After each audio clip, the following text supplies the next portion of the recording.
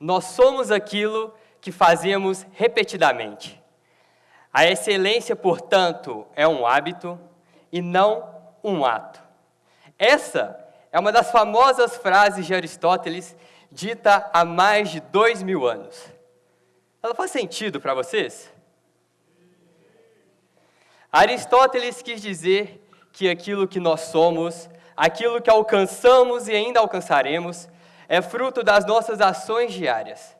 Aquilo que fazemos repetidamente, todos os dias. E não fruto de um único e grandioso ato isolado. Mas então, se algo dito há mais de 2000 anos ainda faz sentido para vocês, está claro de que funciona. Por isso hoje eu quero mostrá-los o poder dos hábitos, dos mini-hábitos, como eles podem ser benéficos na sua vida, principalmente a longo prazo. E eu quero te provar matematicamente que se você for 1% melhor todos os dias durante um ano, no final desses 365 dias, você vai ser 37 vezes melhor. E isso vale para qualquer área da sua vida. Então, para isso, eu preciso apresentá-los ao Dave Brailsford, o homem responsável por mudar o rumo, o destino da seleção britânica de ciclismo. Uma seleção que vivia quase 100 anos de mediocridade. Desde 1908, os britânicos tinham vencido apenas um ouro olímpico no ciclismo e nunca tinham sido campeões do maior torneio de ciclismo do mundo, que se chama Tour de France. Até que em 2003, Dave Brailsford foi contratado para ser o diretor de performance dessa equipe. E foi aí que tudo começou a mudar. Mas qual era a diferença do Dave para os antigos treinadores? O Dave seguia fielmente uma filosofia que ele chamava de agregação de ganhos marginais. Uma filosofia que procurava ser 1% melhor em absolutamente tudo que eles faziam. E quando eu digo absolutamente tudo, era tudo mesmo. O próprio Dave disse que a ideia da filosofia surgiu da ideia de dividir, de separar cada ação que compunha o ato de andar de bicicleta, tentar ser só 1% melhor em cada uma dessas ações. E quando você unisse tudo, o resultado seria excepcional. Então, de início, Dave e sua equipe começaram fazendo alguns ajustes que já eram comuns, já eram esperados para qualquer equipe profissional de ciclismo.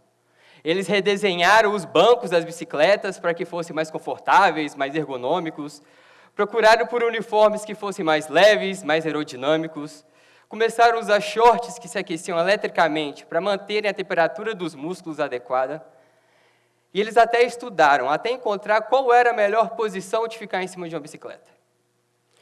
Mas eu não disse que eles procuravam ser 1% melhor em absolutamente tudo. Foi quando eles começaram a procurar essa pequena margem de melhoria em áreas mais negligenciadas.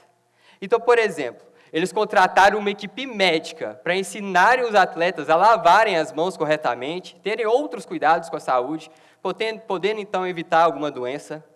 Eles substituíram os colchões e os travesseiros que eles dormiam por outros personalizados que os acompanhavam de hotel em hotel durante as competições.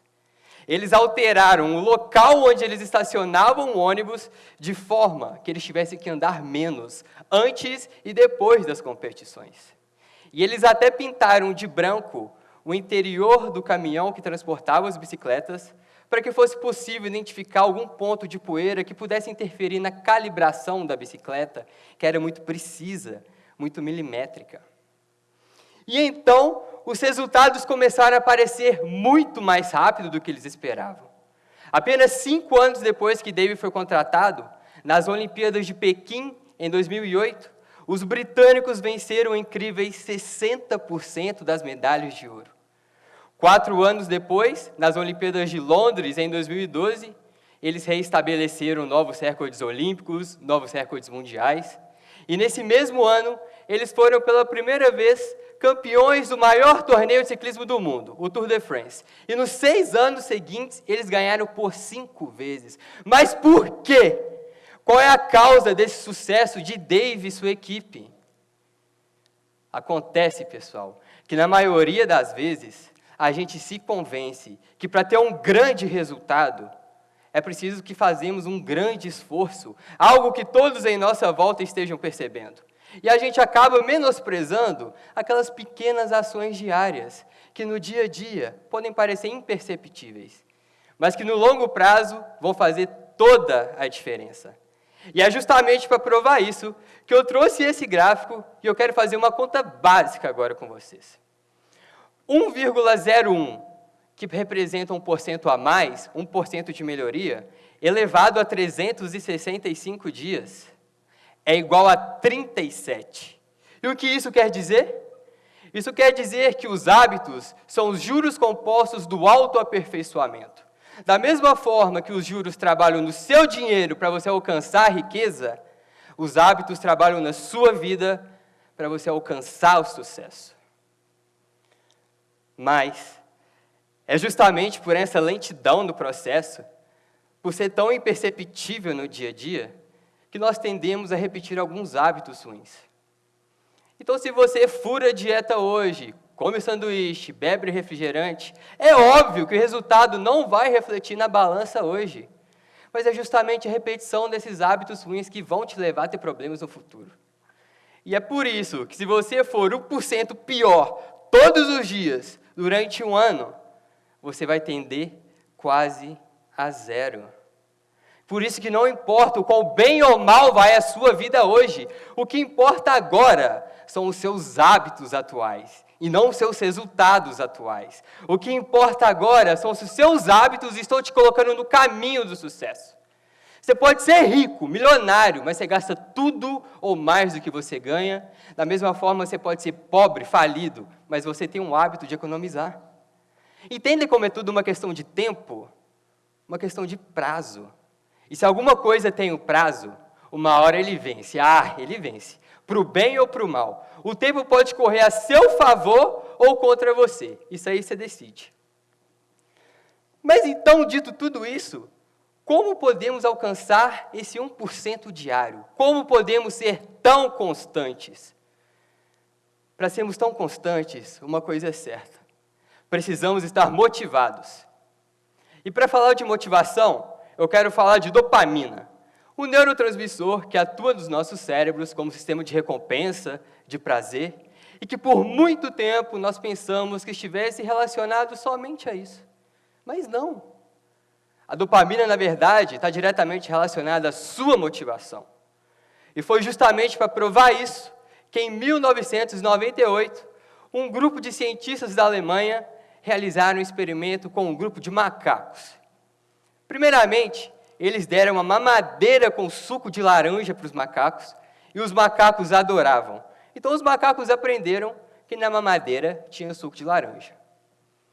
Na segunda etapa, eles adicionaram um botão, e ensinaram aos macacos que eles deveriam apertar esse botão 10 vezes para que eles pudessem ganhar a mamadeira. E no terceiro momento, eles adicionaram uma luz ao teto. E ensinaram aos macacos que eles só poderiam apertar o botão quando essa luz acendesse. Então a luz tinha que acender, o macaco apertava o botão para ele finalmente ganhar a recompensa. Depois de tudo isso, eles resolveram adicionar alguns eletrodos ao corpo do macaco para poderem medir em qual desses 3 momentos se tinha um pico de dopamina. E o que eles esperavam, talvez seja o que você está pensando agora. Que o pico de dopamina se dava lá quando ele ganhava recompensa, quando ele sentia prazer. Mas não! O pico de dopamina se dava quando a luz acendia no teto, quando o macaco tinha um gatilho, tinha um sinal, quando ele sabia que se ele trabalhasse, ele teria a recompensa. Estão vendo como a dopamina está relacionada à sua motivação? E é por isso que você tem que ter essas 3 etapas muito bem definidas na sua vida. Qual que é a luz da sua vida? Qual que é o seu sinal, o seu gatilho? O que te leva a trabalhar? O que te leva a apertar o botão? É o desejo de dar uma vida melhor para a sua família? É a carreira dos sonhos, trabalho dos sonhos, viagem dos sonhos? Eu estou de frente para várias luzes da minha vida aqui agora. Talvez você seja a luz na vida de alguém. A segunda etapa, o esforço, o botão, esse é mais fácil.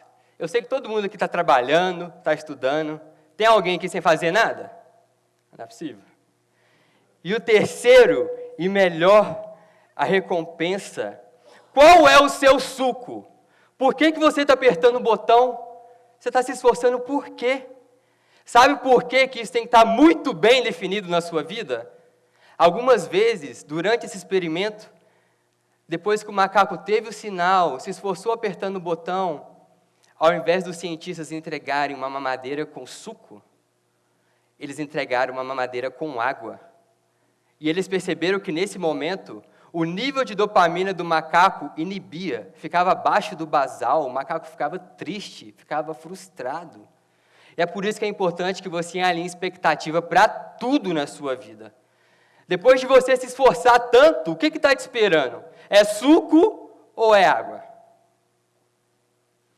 Então, para que todo esse sucesso perpetue na sua vida, para que ele seja duradouro, você tem que entender que isso é um processo contínuo. Não tem solução definitiva, não tem ponto final, não tem linha de chegada. Sempre que quiser ser melhor, se pergunte qual o próximo passo para alcançar aquele 1%. É incrível as coisas que você pode conquistar simplesmente se não desistir. É incrível a carreira que pode construir se não parar de trabalhar, o corpo que pode construir se não parar de treinar, o conhecimento que pode acumular se não parar de estudar, ou até a riqueza que pode acumular se não parar de economizar. Mas, principalmente, é incrível os bons relacionamentos e as amizades que você pode cultivar se não parar de se importar. Os pequenos hábitos, eles não se somam, eles se multiplicam exponencialmente. Esse é o verdadeiro poder dos hábitos. Faça uma pequena mudança hoje e tenha um grande resultado no futuro. Muito obrigado.